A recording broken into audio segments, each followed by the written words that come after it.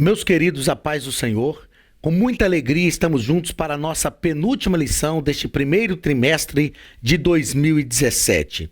A lição de número 12, do dia 19 de março de 2017, com o título Quem ama, cumpre plenamente a lei divina. O texto áureo está em Romanos, capítulo 13, e o versículo 8, que nos diz o seguinte: A ninguém devais coisa alguma, a não ser o amor com que vos ameis uns aos outros, porque quem ama aos outros cumpriu a lei. Verdade prática: amar a Deus e ao próximo é cumprir plenamente a lei divina. Nós sabemos que Jesus, ele sintetizou a lei em 2 mandamentos: amarás ao Senhor teu Deus como a ti mesmo, amarás ao Senhor teu Deus sobre todas as coisas, e ao teu próximo como a ti mesmo. Então, quem ama, cumpre a lei. Então, se eu amo o meu próximo, é porque realmente eu amo a Deus. Porque o amor ao próximo é, na verdade, o resultado do amor a Deus. Ponto central da lição: quem ama a Deus, ama o próximo e cumpre a lei. Os objetivos, objetivo geral: explicar que amar a Deus e ao próximo é cumprir plenamente a lei divina. Objetivos específicos: primeiro, compreender a singularidade do amor ágape. Segundo, mostrar que precisamos amar a Deus e ao próximo. E terceiro, explicar que sob a tutela do amor devemos rejeitar as obras das trevas. A leitura bíblica em classe está em Romanos, capítulo 12, versículos 8 ao 14, que nos diz assim: Ou o que exorta, use esse dom em exortar. O que reparte, faça-o com liberalidade. O que preside, com cuidado. O que exercita misericórdia, com alegria. O amor seja não fingido. Aborrecei o mal e apegai-vos ao bem. Amai-vos cordialmente uns aos outros com amor fraternal, preferindo-vos em honra uns aos outros. Não sejais vagarosos no cuidado, sede fervorosos no espírito, servindo ao Senhor. Alegrai-vos na esperança, sede pacientes na tribulação, perseverai na oração. Comunicai com os santos nas suas necessidades, segui a paz, segui a hospitalidade, abençoai aos que vos perseguem, abençoai e não maldizeis. Meus queridos, Paulo, ao escrever a carta aos Romanos, ele escreve de forma filosófica. É a carta mais teológica, o livro mais teológico da Bíblia, a carta mais teológica de Paulo.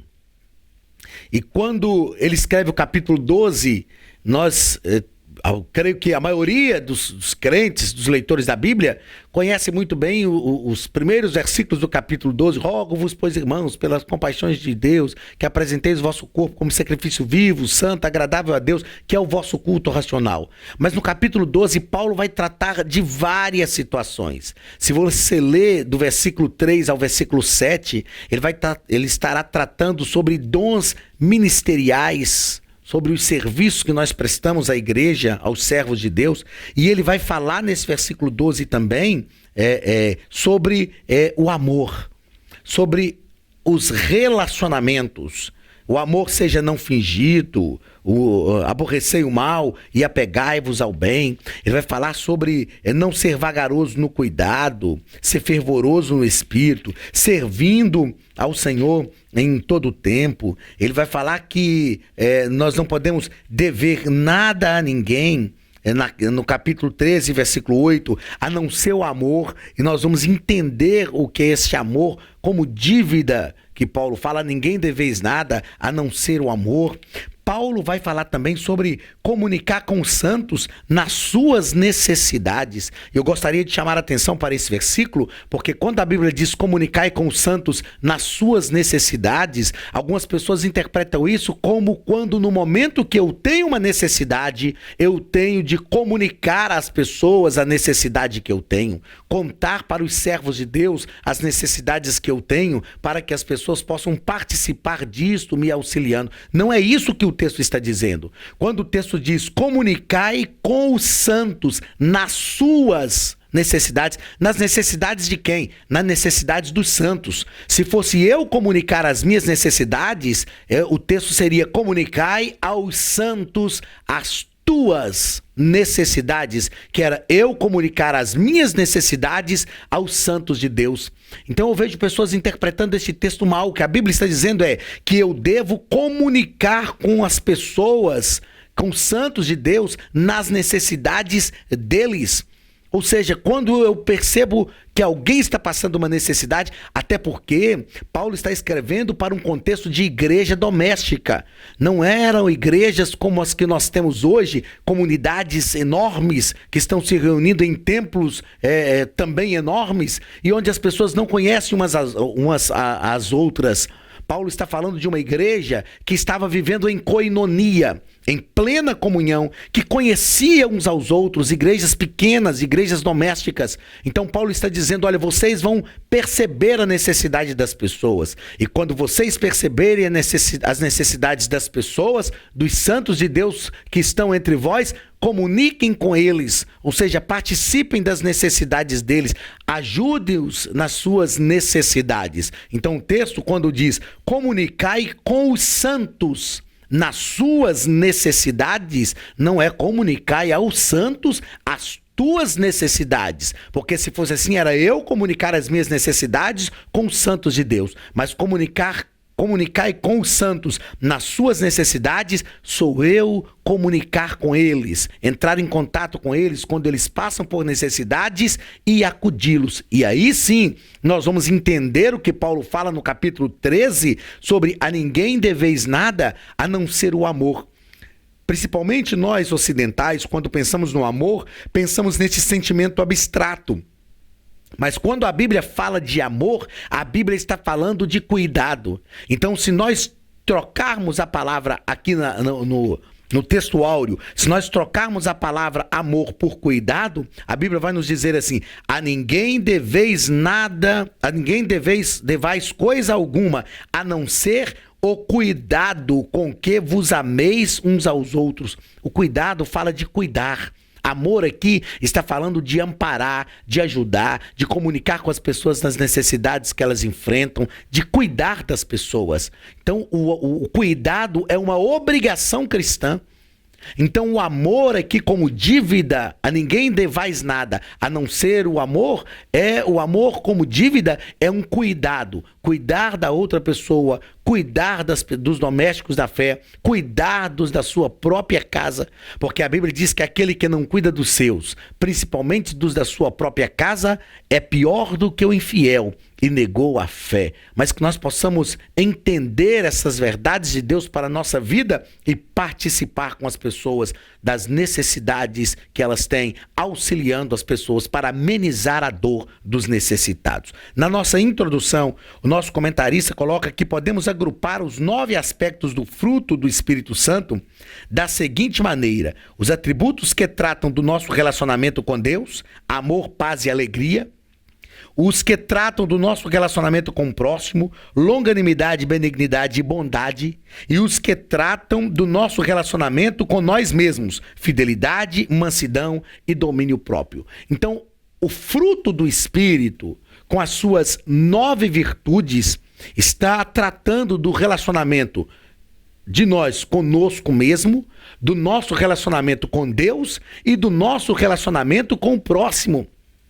Então é um relacionamento interno, que é o meu relacionamento comigo mesmo, e o relacionamento exterior, que é o relacionamento com o meu próximo. Nós chamamos isso de um relacionamento horizontal, e um relacionamento vertical, que é o meu relacionamento com Deus. Então, o fruto do Espírito, que é gerado em nossa vida através da ação do Espírito Santo, promove espiritualidade, porque é o meu relacionamento vertical com Deus, promove cidadania, que é o meu relacionamento com o próximo, mas promove também o conhecimento de si mesmo, que é o meu relacionamento comigo mesmo. E isto envolve a plenitude da nossa vida humana. Então, o fruto do Espírito promove plenitude na vida daqueles que têm este fruto gerado pelo Espírito Santo. E essas virtudes vão se manifestando no dia a dia, nos dando plenitude de vida.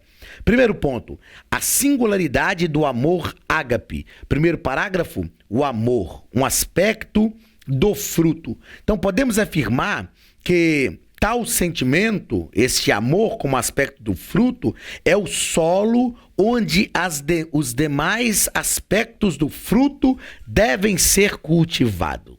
Paulo, escrevendo na sua primeira carta aos Coríntios, no capítulo 13, falando sobre o amor, ele fala sobre a supremacia do amor. Havendo línguas, havendo profecias, tudo cessará, mas o amor jamais acaba. O fruto do Espírito é gerado em nosso coração pela ação do Espírito Santo, mas o solo fértil desse fruto, o solo onde este fruto realmente germina, é o amor. Como diz Paulo em Romanos, na primeira carta aos Coríntios, no capítulo 13, se não tivesse amor, nada seria. Segundo parágrafo, o amor ágape. Tal vocabulário, ágape, tal vocábulo, aliás, ágape, significa amor abnegado e profundo. Quando este amor surge em nosso coração, o mérito não é nosso, mas o mérito é de Deus. O amor ágape é o amor de Deus, é o amor que renuncia, é o amor abnegado, o amor profundo. Deus não tem amor. Deus é a própria essência do amor. A Bíblia nos diz que Deus é amor. Então, quando nós recebemos a Cristo como nosso Salvador e o Espírito de Deus passa a habitar na nossa vida, este amor ágape, a Bíblia diz que o amor de Deus está derramado em nossos corações pelo Espírito Santo que nos foi dado. Que amor de Deus é este? É o amor ágape, é o amor abnegado, é o amor que renuncia, é o amor que se entrega. Então, este amor é o amor na sua supremacia, é o amor soberano, é o amor que nos envolve, é a base de tudo aquilo que nós possamos considerar como amor, como resultado do amor na nossa vida. Terceiro parágrafo do primeiro ponto, o amor ágape derramado em nós. O amor de Deus em nós nos proporciona paz, longanimidade, benignidade, bondade, fé, mansidão e temperança.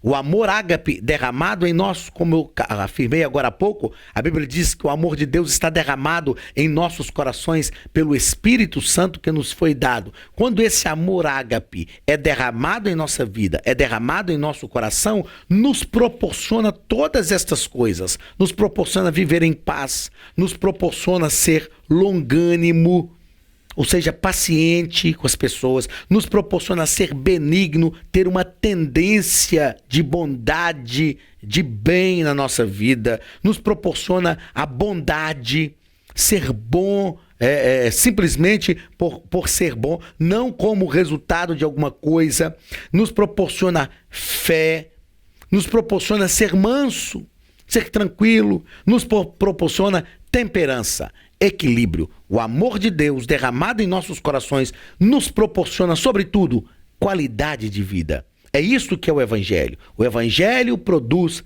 qualidade de vida. O amor de Deus produz qualidade de vida em nós. Segundo ponto, amar a Deus e ao próximo. Primeiro parágrafo, o amor a Deus.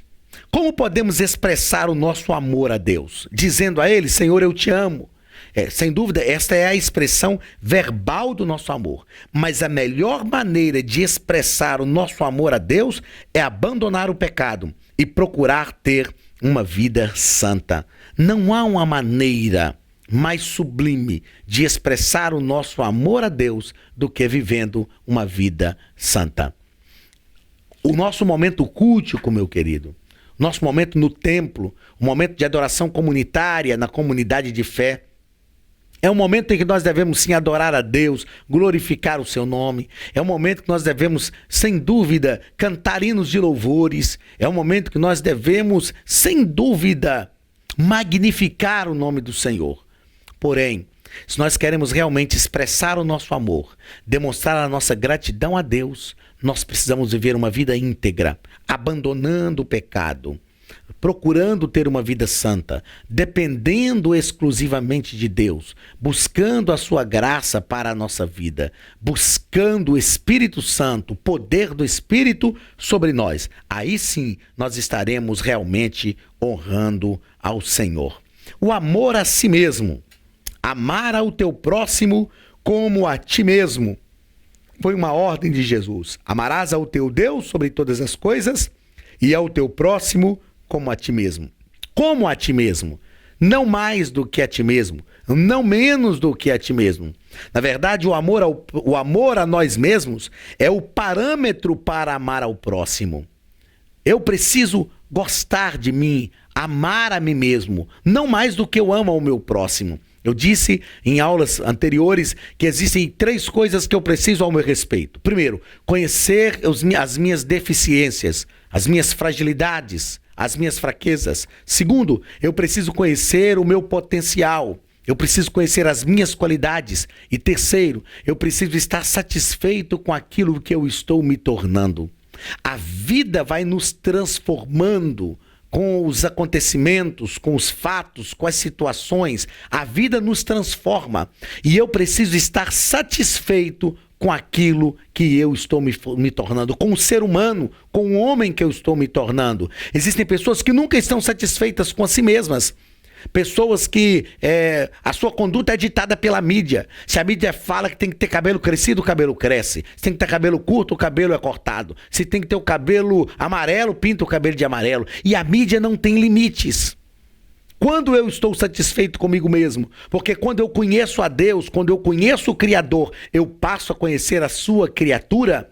Se você estudar sobre um autor, se você conhecer um autor, quando você for ler as suas obras, você vai ler as obras com uma visão diferente, porque você conhece o autor. Então, conhecer a Deus é conhecer o autor. Quanto mais eu conheço o autor, mais eu entendo as suas obras, mais eu conheço a sua criatura. Então, quanto mais eu conheço a Deus, mais condições eu tenho de conhecer a mim mesmo. E quando eu passo a conhecer a mim mesmo, eu preciso estar satisfeito com aquilo que eu estou me tornando. Quem está satisfeito com aquilo que está se tornando, não vive mudando aqui e ali em todo tempo, com a regra de vida ditada pela mídia, mas vive uma vida conforme a vontade de Deus e tem amor próprio. O amor ao próximo. É importante ressaltar que o amor não é um sentimento, mas é uma ação. É como nós já falamos, quando a Bíblia fala de amor, a Bíblia fala de cuidado. A ninguém deveis nada, a não ser o cuidado. Se eu tenho o parâmetro de amor, que é o amor por mim mesmo, eu tenho que amar ao próximo. Amarás ao teu próximo como a ti mesmo, da mesma forma que eu me amo. Então, todo o bem que eu quero para mim, eu quero também para o meu próximo. Que o amor ao próximo na nossa vida produza um cuidado para com o outro, um cuidado para com os nossos irmãos, e que este cuidado realmente seja movido pela ação do Espírito Santo na nossa vida. Terceiro ponto da lição. Sob a tutela do amor, rejeitemos as obras das trevas. Primeiro parágrafo vai falar debaixo da tutela do amor. O que é tutela? É um encargo jurídico de velar por alguém ou por alguma coisa, representar na esfera civil, administrar os bens de um menor, né? Então, quando eu tenho alguma coisa sobre a minha tutela, está sobre a minha responsabilidade, está sobre o meu cuidado. O que o comentarista da lição quer nos dizer nesse primeiro ponto é que nós devemos viver sobre os cuidados do amor. Ou seja, o amor é quem dita aquilo que devemos fazer. O amor é quem nos direciona. O amor é quem dita as normas e as regras na nossa vida. Sem o amor de Deus, sem o amor de Deus em nós, somos capazes de amar mais as trevas do que a luz. Nós já falamos em outras aulas que a nossa tendência humana é para o pecado. A nossa tendência humana é realmente para cometer males. Se não for o amor de Deus em nossa vida, se não for a graça de Deus sobre nós, a nossa tendência é sempre buscar as trevas, é sempre buscar coisas que desagradam a Deus. Mas o amor de Deus derramado em nossos corações, ele nos promove, ele nos leva de volta para Deus. É tão interessante essa visão de que o amor nos leva de volta para Deus. Pense comigo o seguinte: quando nós amamos alguém e esse amor é correspondido, é como se esse amor fosse aquela pessoa que nós amamos e esse amor volta para nós, os benefícios desse amor voltam para nós, e isso é um ciclo. Então, quanto mais nós amamos alguém, mais esta pessoa também vai nos amar, porque é recíproco esse amor, e mais esse amor vai redundar em benefício para a nossa vida. Não que o amor é tendencioso, mas só de amar alguém e promover o bem na vida da outra pessoa, se a pessoa que eu amo está passando por momentos de alegria, de prazer, se ela está vivendo bem, isto redunda em benefício para a minha vida também. Então o amor cria um ciclo. Eu amo, beneficio, e esta pessoa que eu amo está sendo beneficiada, e isso então me alimenta, me deixa feliz, e eu passo a amar mais essa pessoa mais beneficiada, isso me deixa mais feliz, e eu vou amando ainda mais. O amor a Deus também é assim.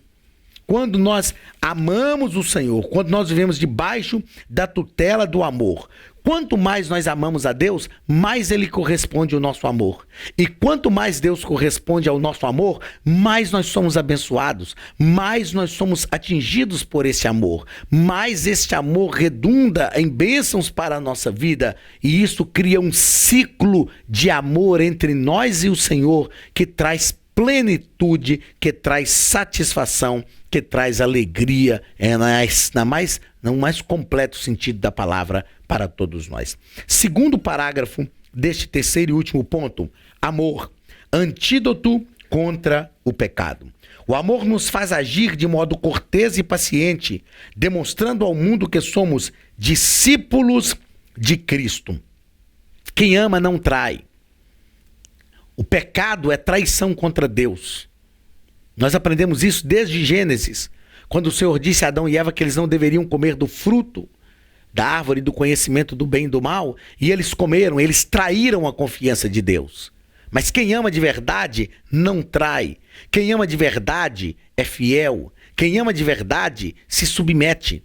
Então, quanto mais nós amamos a Deus, mais antídoto contra o pecado nós teremos. Eu costumo dizer que, às vezes, nós lutamos muito contra o pecado e esquecemos de lutar pelo nosso relacionamento com Deus. Se nós lutamos pelo nosso relacionamento com Deus, se nós amamos com Deus, se nós amamos a Deus, o próprio relacionamento vai criar esse antídoto contra o pecado. E esse relacionamento com Deus nos satisfaz. Se nós estamos satisfeitos, nós rejeitamos o pecado. Se nós estamos satisfeitos, o pecado não nos atrai. Se nós estamos satisfeitos, nós temos o poder que vence o pecado e nós vivemos desfrutando desta dinâmica do amor e das bênçãos de Deus sobre a nossa vida. Terceiro parágrafo deste terceiro e último ponto: o amor leva à obediência. O que torna uma igreja forte não são os seus recursos financeiros, seus líderes ou o número de membros, mas o amor revelado em atitudes e palavras. O amor revelado em atitudes e palavras. O amor nos leva à obediência. A obediência a Deus e a Cristo não pode ser movida pelo medo. Eu tenho medo de ir para o inferno, então eu vou obedecer a Deus. A obediência a Deus tem que ser movida pelo amor. A obediência a Deus tem que ser movida pelas ações que são geradas pelo amor. O amor gera obediência. O amor gera fidelidade. O amor gera realmente a lealdade a Deus. Então, se somos obedientes, se somos leais, se somos fiéis, o amor nos leva à obediência. Como é bom quando os nossos filhos nos obedecem por amor e não por medo. O medo da punição, a obediência pelo medo da punição não é obediência, é uma subserviência. A obediência por medo da punição não é voluntária, é uma obediência por medo. Não é isso que Deus quer. O que Deus quer é que nós o obedeçamos como uma resposta ao seu amor por nós. Meus queridos, o Senhor nos amou mais do que nós merecíamos. O Senhor nos amou mais do que nós pensamos. O Senhor nos amou de verdade. Ele se entregou a si mesmo por nós.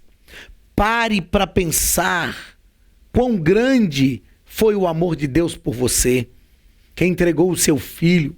Pare para pensar no que Jesus fez, na renúncia que ele teve, simplesmente por amor, só por nos amar. Quando nós refletimos sobre isso, nós chegamos a uma conclusão: eu preciso responder positivamente a este amor. Eu preciso amar a Deus como uma resposta do amor que ele teve por mim. Se você já entendeu o amor de Deus por você, você vai amar ao Senhor como uma resposta do amor que ele tem por você. Que Deus te abençoe, que o amor de Deus esteja sobre a sua vida, que a plenitude do amor de Deus te alcance todos os dias da sua vida e que a sua casa seja abençoada e seja repleta do amor de Deus, em nome de Jesus. Que a mão de Deus esteja sobre a tua vida e te prospere em todas as coisas. Receba o abraço do pastor Anderson Silva e da Academia de Pregadores, para a glória do nome do Senhor.